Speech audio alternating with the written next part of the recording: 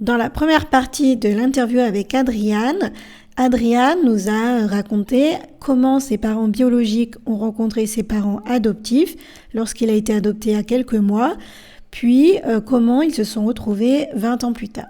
À présent, on va voir avec lui comment se reconnecter à sa culture d'origine et comment, pour lui, se reconnecter et s'identifier à ces deux cultures, canadienne et péruvienne, lui ont permis de retrouver un apaisement.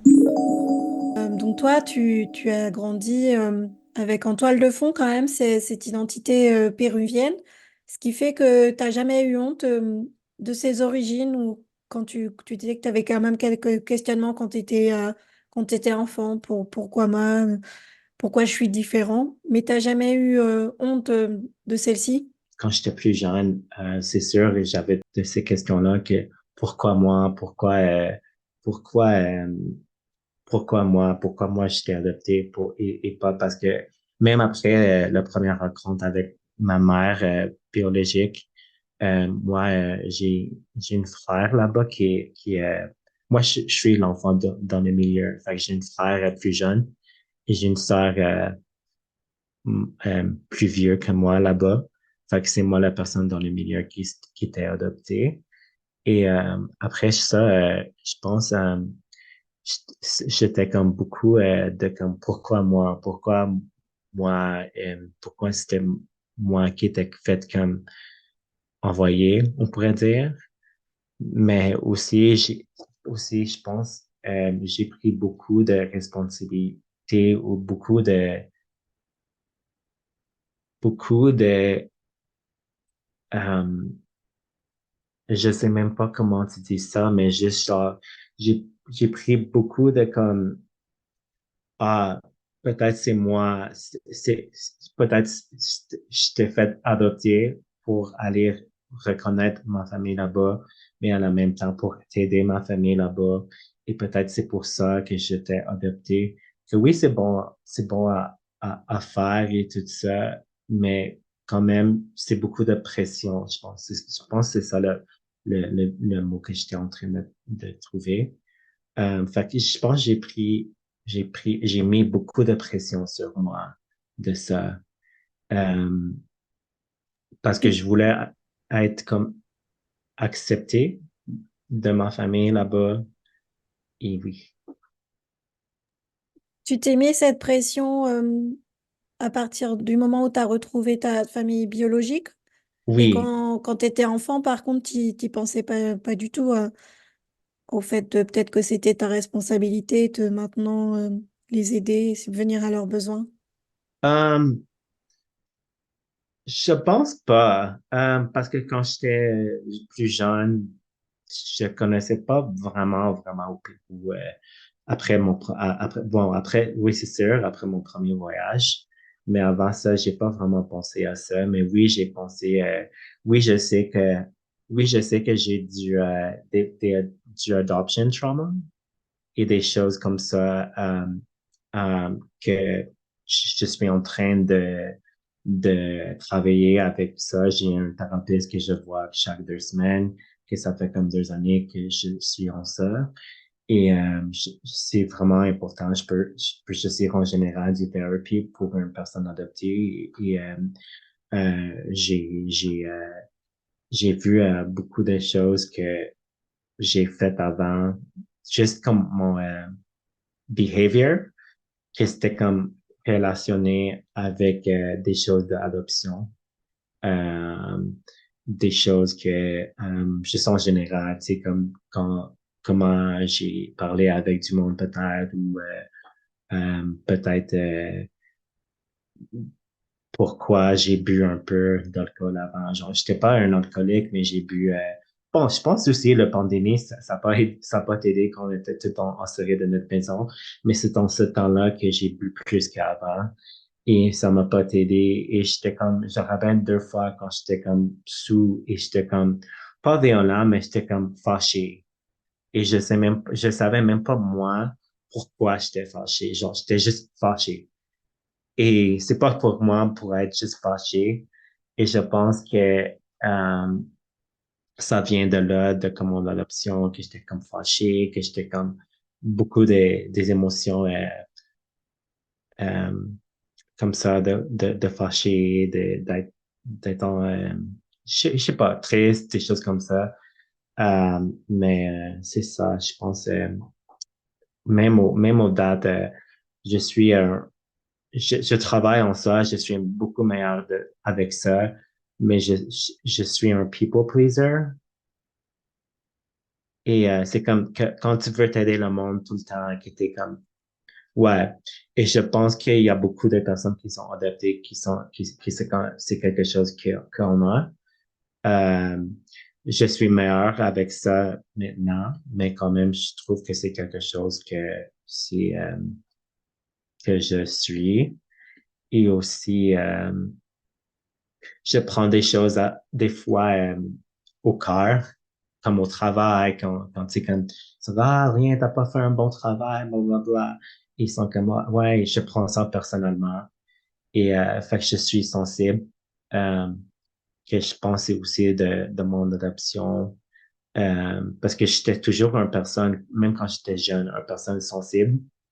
Euh, et je sais même que j'étais un enfant inquiétant ou nerveuse, que j'étais comme nerveuse Et c'est bizarre, je sais pas si, jusqu'au date, je sais pas même pas comment euh, ça marche exactement, mais moi, dans mon cœur, des fois, quand je sens quand quelque chose, ça va pas aller bien ou quelque chose mal va passer, et je le sens dans mon cœur, et comme je suis comme nerveux, et après ça, quelque chose passe, comme je sais pas trop, comme je suis pris dans la neige avec mon char, ou comme à l'école, quelque chose mal a passé, que je sais pas trop, j'ai pas eu un bon note à l'école, des choses comme ça, mais je sens avant que ça passe.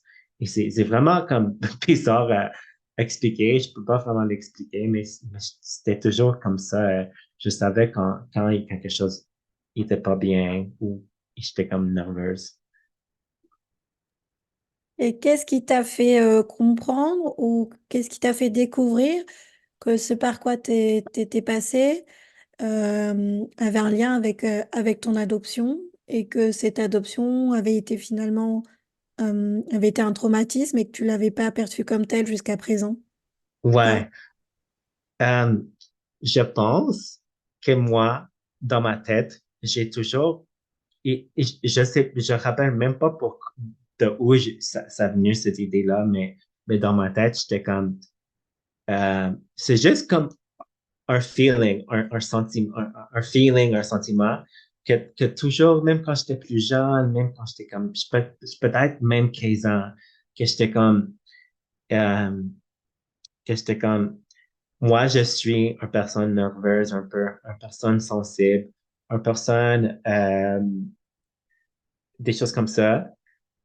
Et c'est parce que mon adoption, et quand j'ai pensé vraiment à ça, que c'est parce que, OK, quand j'étais né, quand j'étais dans la ventre de ma mère, euh, il y avait de la guerre tout alentour de ma mère. Fait que c'est peut-être pour ça que comme ma mère était comme une personne, ma mère était vraiment nerveuse et ça s'est transféré en moi et que des choses comme ça et de nerveuse et que juste d'être dans la ventre de ma mère, non?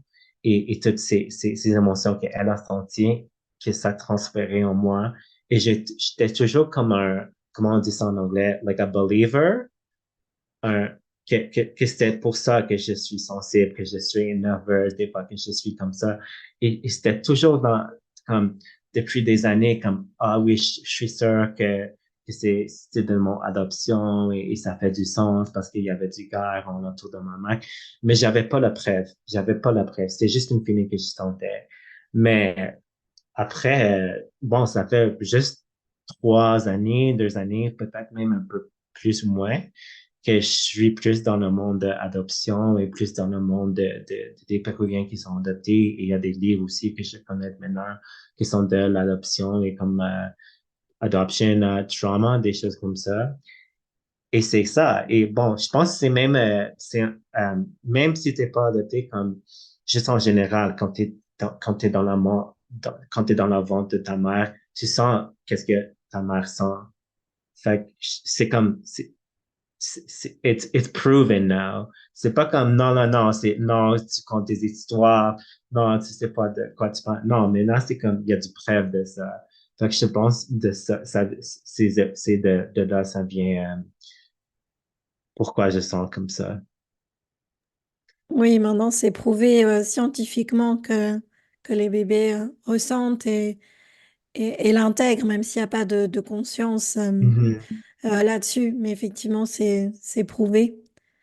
Et, Ouais. si on revient à l'identité, il y a quelques personnes adoptées que je connais et qui me demandent souvent, mais parce que c'est vrai que j'ai réussi à franchir ce pas aussi, à accepter ma double culture, mon côté Mhm. bolivien et mon côté français, et qui me demandent comment on fait pour se reconnecter à ses origines. Alors c'est sûr que c'est un très long process, mais toi, qu'est-ce que tu donnerais comme première étape ou comme outil pour les aider à avancer dans ce cheminement?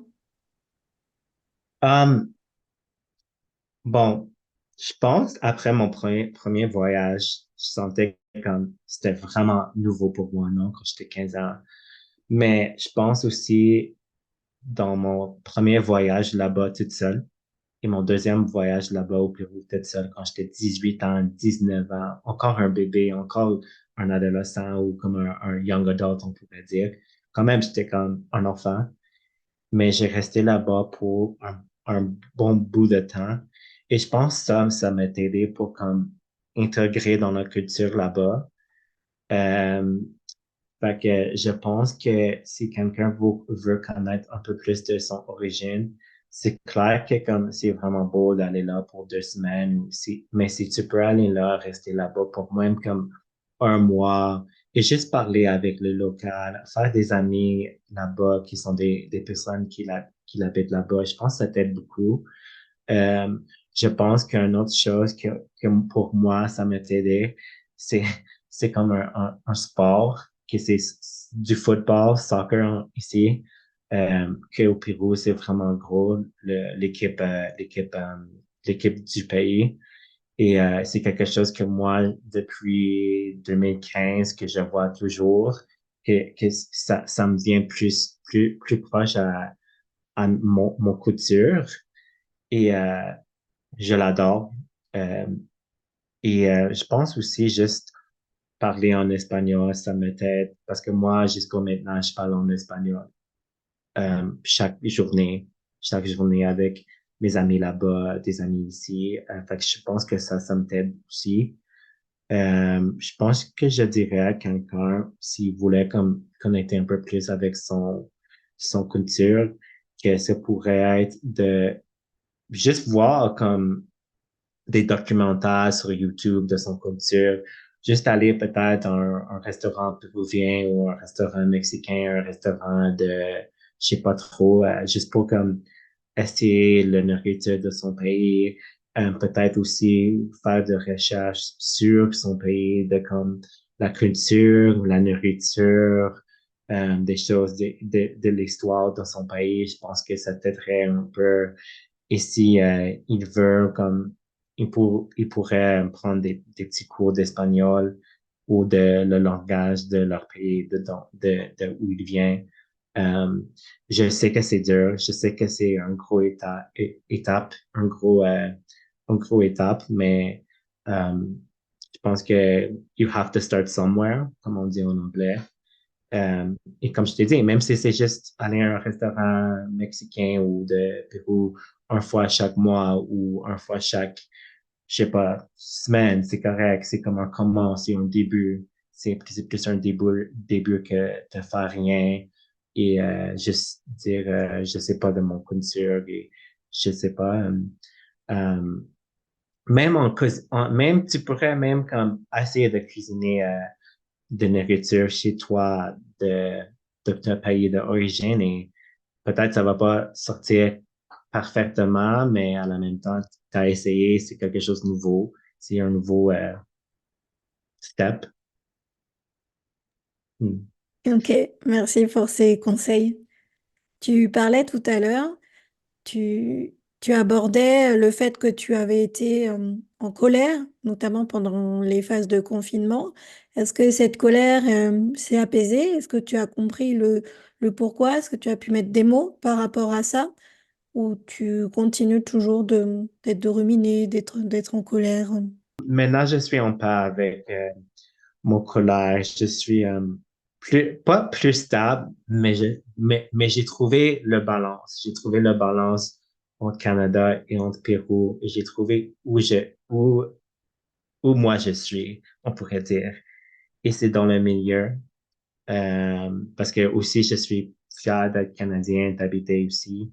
Mais ça veut pas dire que j'ai oublié du Pérou et tout ça. Mais quand même, là-bas, comme si je suis là-bas, même quand je vais là-bas, je suis comme, ah, je l'aime, Pérou, c'est tellement cool, c'est tellement fun.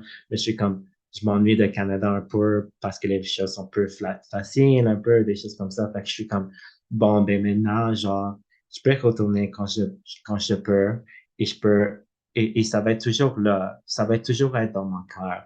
Et ça va toujours, je vais toujours dire que moi, je suis péruvien. Je vais jamais dire comme, je suis Canadien et c'est ça. Non, je vais toujours dire je suis péruvien, Canadien et c'est comme quelque chose dans moi et même j'ai comme quelques chandails du Pérou qui c'est comme le drapeau, des choses comme ça. Fait que c'est pas que je le mets dans les faces de des personnes que je suis péruvien, mais je suis juste vraiment fier d'être péruvien.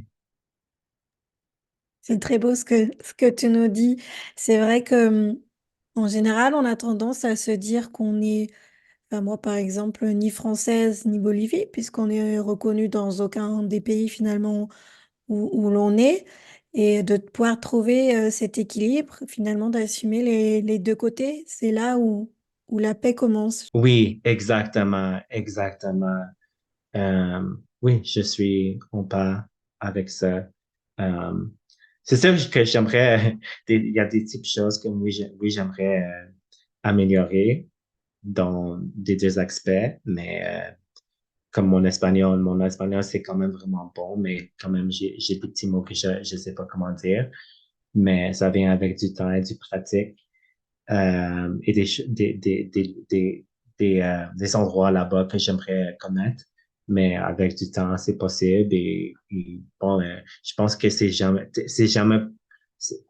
jamais trop tard pour aller retourner de où tu viens.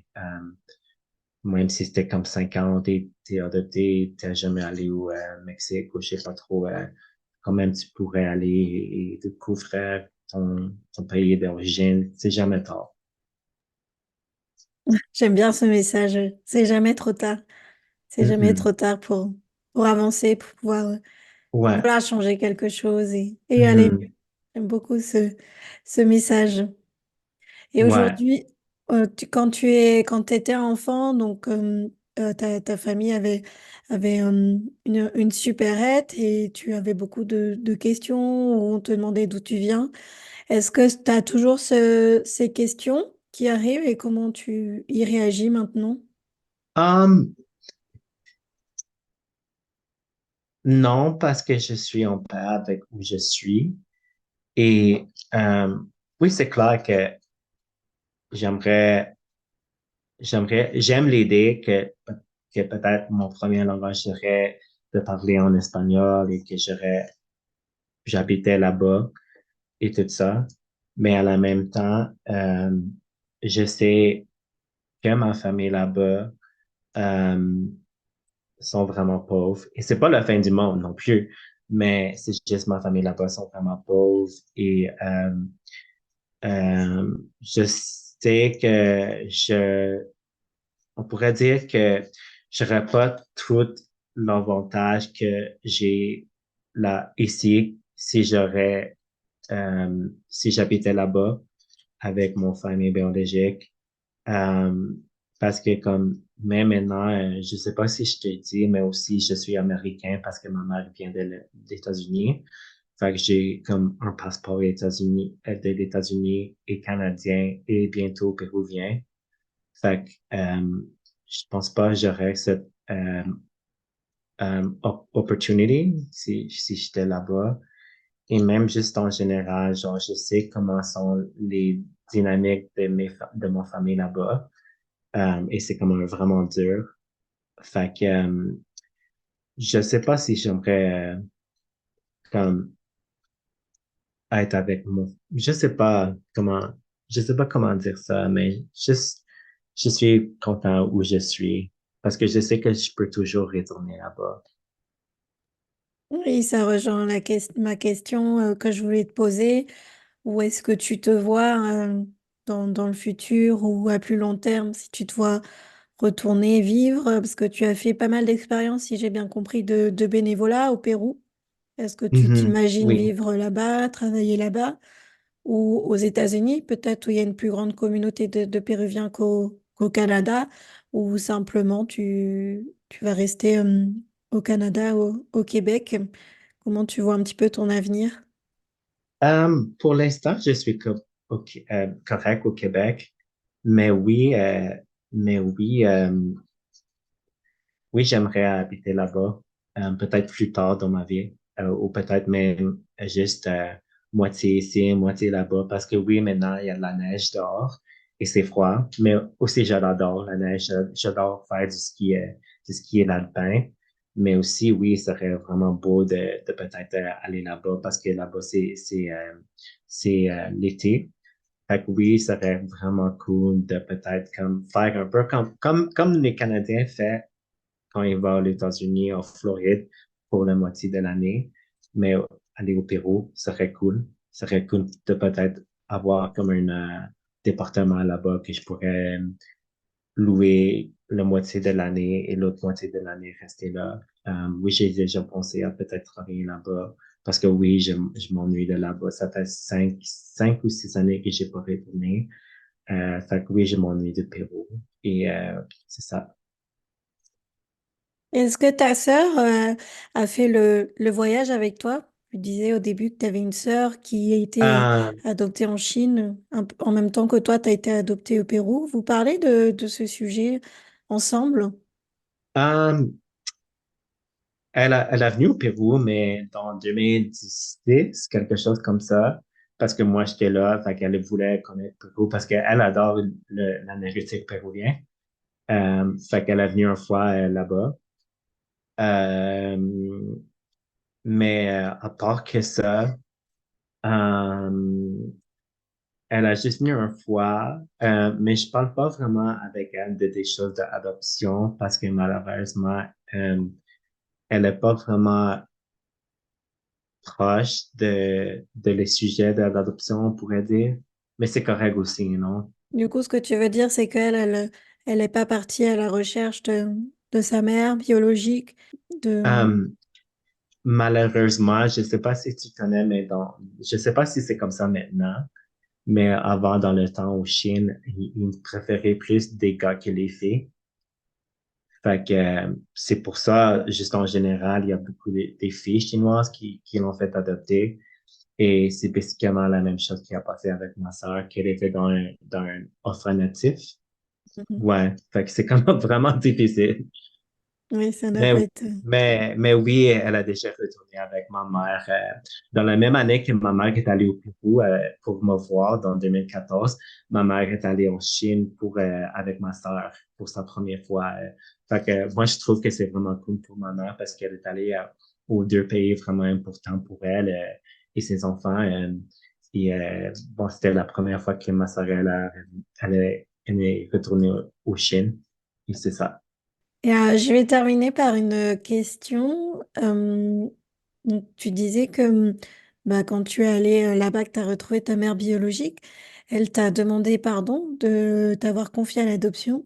Est-ce que tu Mhm. lui as pardonné? Oui, oui, oui. Je rappelle où j'étais dans sa maison. Je rappelle je rappelle des mots dans cette conversation-là. Je pense que j'étais tellement comme, pas dans la nuit, mais comme tout a passé tellement like, vite et tout ça que c'est comme, euh, mon, mon cerveau et tout ça, j'ai comme pas de mémoire, au sens comme j'ai oublié de cette conversation-là, mais parce que c'était comme pas traumatisant, mais juste genre, je sais pas comment l'expliquer, mais oui, je rappelle, on était, moi j'ai pleuré, elle a pleuré, et elle m'a juste dit en espagnol, c'est comme, je m'excuse,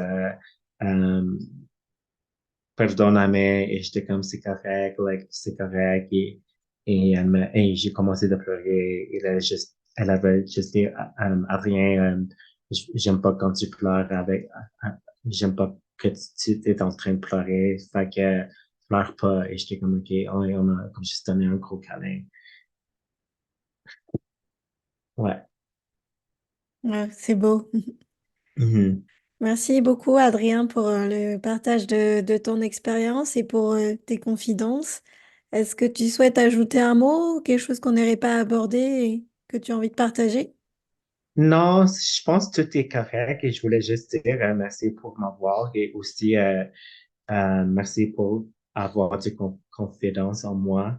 Et si il y a quelqu'un qui aimerait de n'importe quel langage, français, anglais, espagnol, qui veut parler avec moi sur des choses adoptées et plus sur mon histoire, je suis vraiment ouvert de parler de ces choses-là. Et j'espère que j'ai dit quelque chose que ça pourrait peut-être motiver à quelqu'un pour reconnaître ses origines ou... Merci beaucoup, Adrien, de ta confiance et de t'être livré au micro du podcast Le Journal d'une adoptée. Et si ce témoignage vous a aidé dans votre cheminement, pensez à le partager pour le faire découvrir au plus grand nombre de personnes qui en auraient besoin. Un grand merci d'avance et à très vite.